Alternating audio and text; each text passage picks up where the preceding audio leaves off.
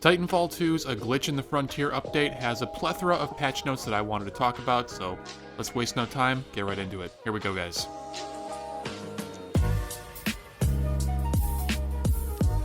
First up, we have the new map Glitch, which we have already seen in the reveal trailer, so nothing really to talk about there. Excited to give that map a try as soon as it comes out. It looks very, very promising.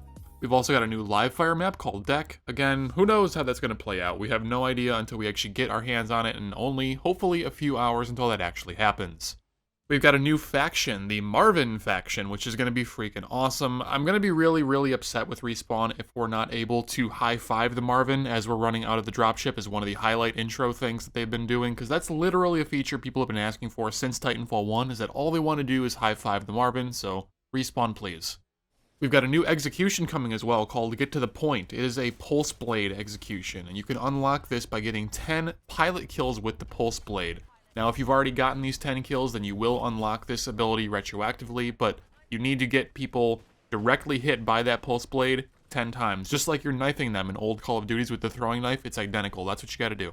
Respawn's going to be bringing in a few new featured modes as well. So they're going to have Glitch 24/7. This was, well, identical to Colony 24/7 and Angel City 24/7. It's just the new map 24/7. Probably a series of different game modes like Attrition, LTS, Bounty Hunt, Hardpoint is probably going to be the standard rotation. Maybe they'll throw CTF in there, but who knows.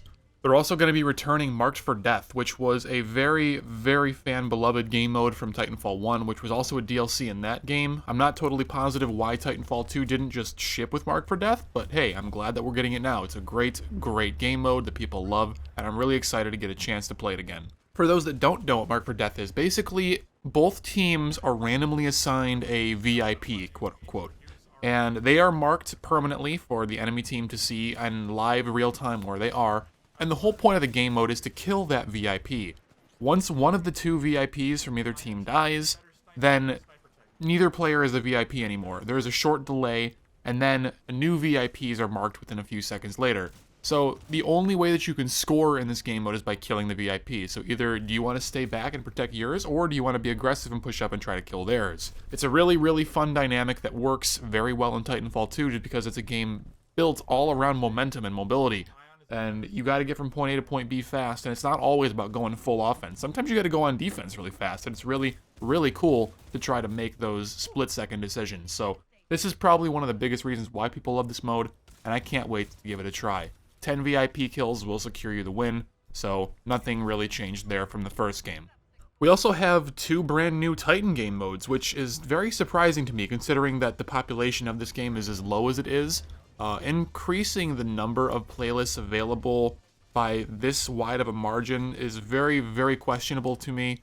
I don't want to see players have trouble find regular LTS games because there's 3 different matchmaking queues for LTS essentially now, so we'll have to wait and see how this actually ends up playing out.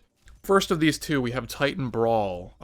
As Respawn states, you can think of this as team deathmatch with just Titans. So it's a 5v5 with Titans only, no ejecting allowed, and respawning in your Titan is allowed. So every kill counts for 1 point, and the first team that gets to 30 points wins. So this does a lot to try to mitigate the idea that some of the Titans are a little bit weaker and are not really worth the time picking because you only get one, and if you take a couple bars of damage, the Titan is useless. With respawns now, you can be a little bit more aggressive with that life total. You can have some Titans like Scorch, who are normally not considered to be quite as good, actually perform really well, although they might be dying a little bit more than other people will. You can have your carries like Tone and Northstar and Ion stay alive for really long periods of time, or your Scorches get in there, create the front line, start engagements. They may die a little bit more, but they're going to actually kind of serve a purpose now that your carries can't inherently in and of themselves. So that's kind of just a little bit of speculation. It might not actually play out that way at all, but I'm really excited to see how this sort of a game mode that allows respawning will help the weaker Titans, particularly Scorch. The other new LTS game mode is called Iron, Last Titan Standing. This is the regular LTS that you already know and love, but there's going to be no ejecting and no batteries. So very, very interesting changes there. There's also going to be a few updates to the main menu, so things are going to look a little different now. The background video's been updated, some updates have been changed, just some other... Well, it's just a different visual thing, right? They've kind of just redone the UI, so hopefully that'll be nice for a lot of players. They've also made it, if I remember correctly, so now the game will remember your last selection in the main menu, so If you're playing on a console and you're just mashing A or XXXXX to try to get into multiplayer, you can actually do that now. You're not going to accidentally click campaign and screw yourself for 5 minutes while your console tries to load the game, and you quit out and you try again, and you make another mistake, and then you got to go back into campaign. You know, you don't worry about that anymore, right? You just get thrown right into multiplayer, which is, or basically whichever is the last setting that you picked, that's what it's going to default to now. So it's going to be really cool for console players. The pilot generation cap is being increased to 100. In my personal opinion, this is something that should have been in the game since day one. I think this is too little too late. Now, if this is retroactive, if players who have played a crap ton will receive these generations and these levels retroactively, then I'm all for it. But at this point in the game, I feel like increasing the generation cap to 100, it only serves to alienate a lot of players as opposed to giving them something more to work towards and appreciate. This happened way too late in the game's life, so I'm not opposed to it. Like, I'm happy that it's happening, but I don't feel like it's going to have anywhere near the positive effect that it could have had on the game if this was in there from day one. Live fire is finally coming to private match. Again, Respawn only took you a couple of months, and you're a couple of months too late on this one. Live fire needed to be in private match since day one, and at this point, it's really, really tough to find players that would really want to play live fire in private match anymore because they've kind of just given up on the game. So I'm happy this happened. I hope that it can breathe some life into the competitive scene and the private match scene, but I don't have a lot of faith here, unfortunately.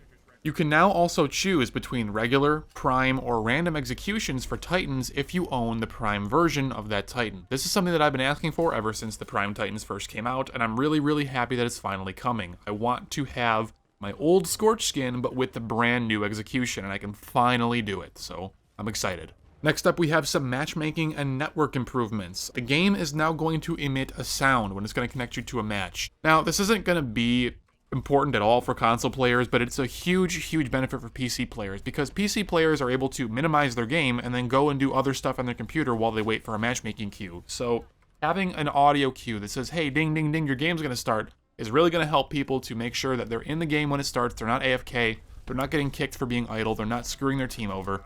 They're going to actually be able to participate in the game a lot more readily. This happens to PC players all the time across every game out there. MOBAs, FPSs, whatever. Anything that has a matchmaking queue that takes more than 3 seconds, people are going to get bored. They're going to alt-tab out, and they're going to miss their matches. This is why games like Paladins, why games like, I think, Dota and Counter-Strike as well, will have notifications as soon as your matchmaking game is about to start, so you're sure to alt-tab back in and you don't miss it.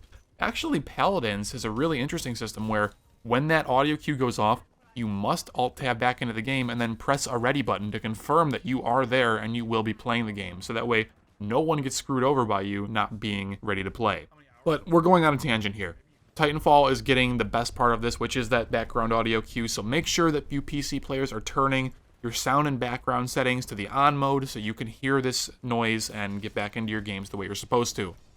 Respawn has also added some fixes to address parties that would occasionally get split up for one reason or another, so with this change, I'm not sure what else GameSager could possibly have to complain about. Players that join late to a party, making it too large for the current playlist, will now cancel matchmaking. I've never really experienced this problem before, but apparently this was a problem that other people had, so hooray, fixes.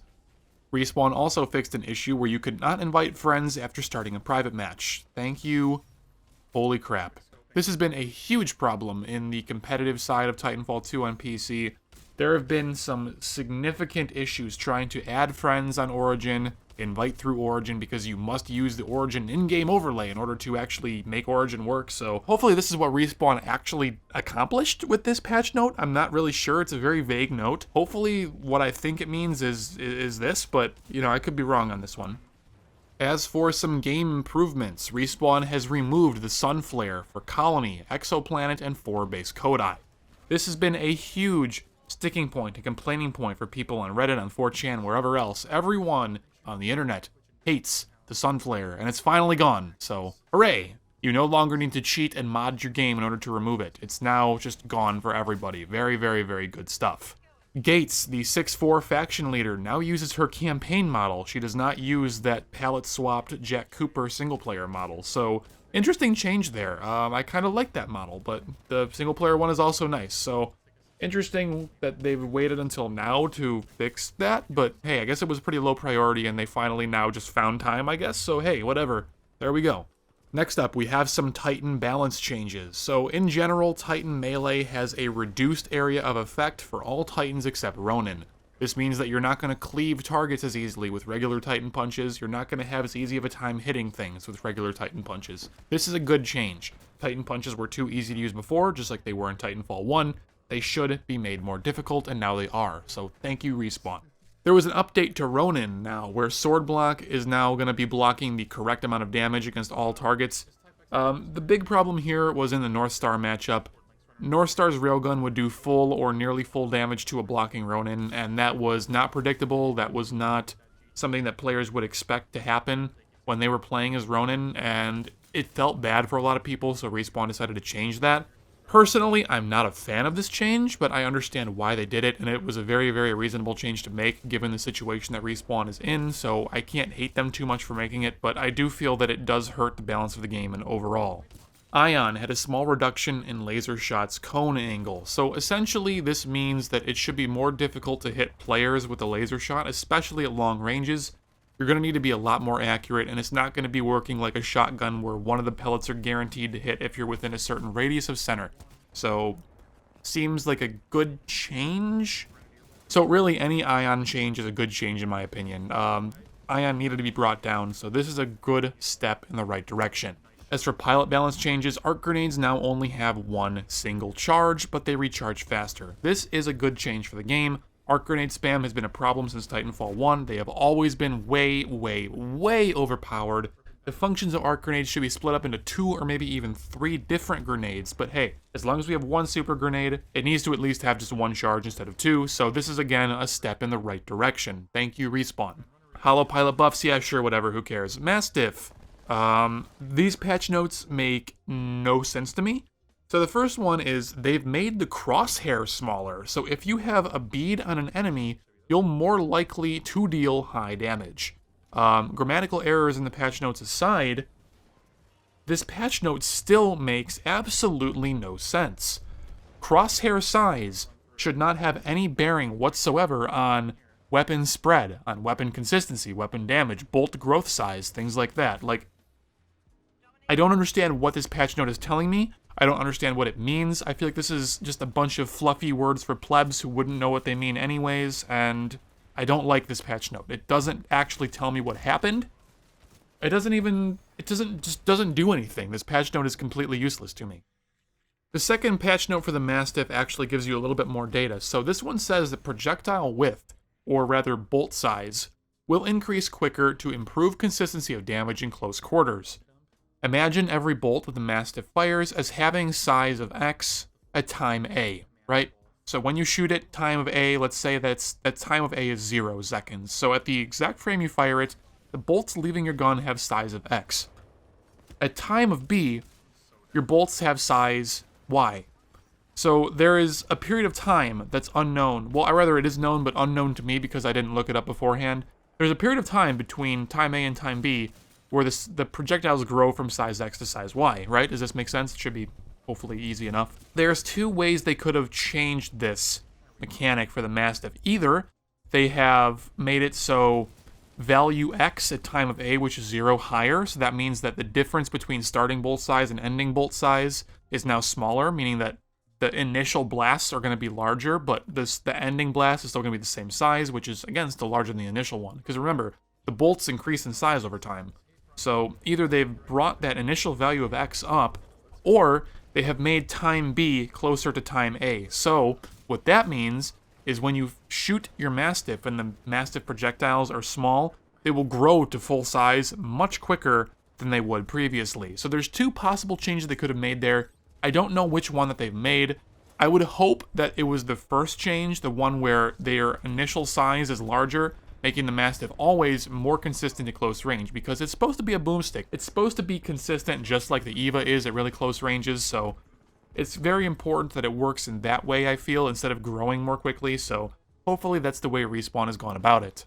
Next up, we have some changes for the Eva, and I think these are nerfs, but I'm not really positive. I'll have to play the gun and really find out just based upon feel if it actually is a nerf or not, but supposedly we're going to need to be closer to deal max damage now, and that basically means that they're just changing some of the range drop-off values, no surprise there, and then they're going to slightly increase the spread to compensate. So I don't know how that's compensating. I don't quite picture it in my head correctly. But once I get playing, we'll know for sure what's going on within a couple of games. The Amped Devotion receives some damage nerfs at the near and very far ranges, but the regular Devotion remains untouched for some unknown reason to me. So Respawn has still, within 6 months, failed to nerf the Devotion to an acceptable level, so RIP. The Charge Rifle has received a small increase to its base damage, which is good for the game. The Charge Rifle was made exceptionally weak after the last patch, where the Charge Hack was nerfed into oblivion, so it does need a little bit more damage, and I'm happy to see that this is the case. The Archer is receiving some nerfs, where they're going to be reducing its missile tracking speed, so this is going to alleviate a lot of the complaints about the Archer once it got buffed to God tier, so hopefully now it's going to be a little bit more in line with where it should be. Hopefully it'll be a little bit more readily dodgeable in at least the smaller size Titans.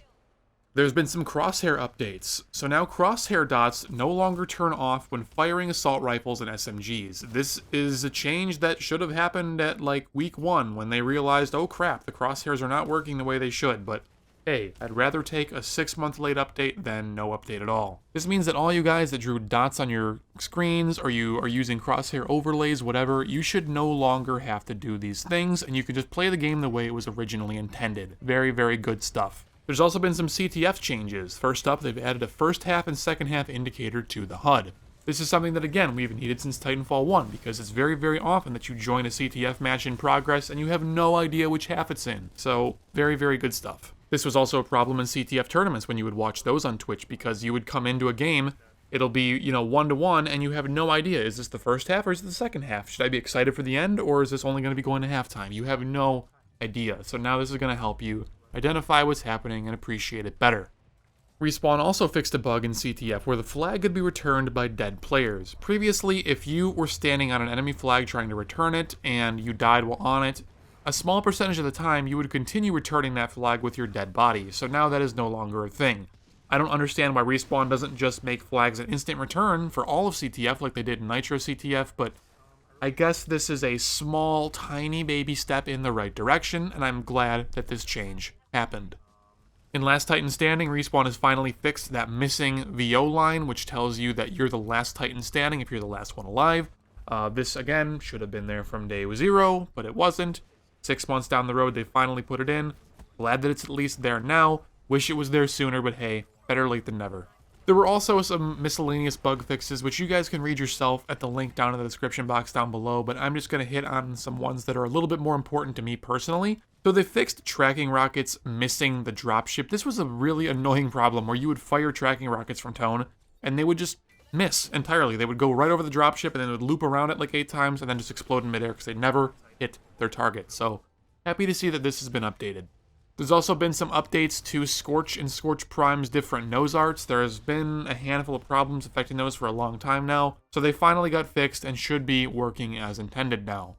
And finally, as a PC-specific fix, Respawn fixed a bug where the top 3 player call signs would overlap the chat box at the end of the match. It's a really small minor thing, but it's just a nice level of polish that Respawn cares enough about those little things to fix them, so thank you guys for that. We really appreciate it. Anyways, with all that said, guys, that's pretty much it for this update, so that's all the patch notes, at least all the ones that I cared to really talk about. Thank you so much for watching. I hope that you guys have enjoyed my insights and you found them useful to creating your own opinions upon this update. This update will be dropping a little bit later today, although I'm sure that by the time you're seeing this, it's already out, so get out there.